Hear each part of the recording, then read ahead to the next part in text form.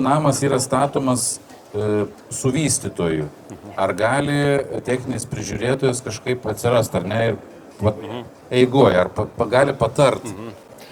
Tai turbūt didžioji dalis užsakovų yra buvę, kad tai yra būtent vystytojų parduodamas namas, bet tame etape, kai yra statyba tik pradedama, tai nuo pasiūlymo iki pat pabaigos. Tai jis gaunasi, reiškia, ne kaip techninis prižiūrėtojas, jis gaunasi kaip konsultantas užsakovo, to pirkėjo.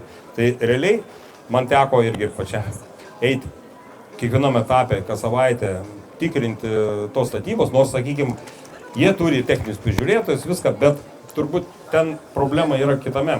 Vystytojas nori statyti pigiai ir greitai.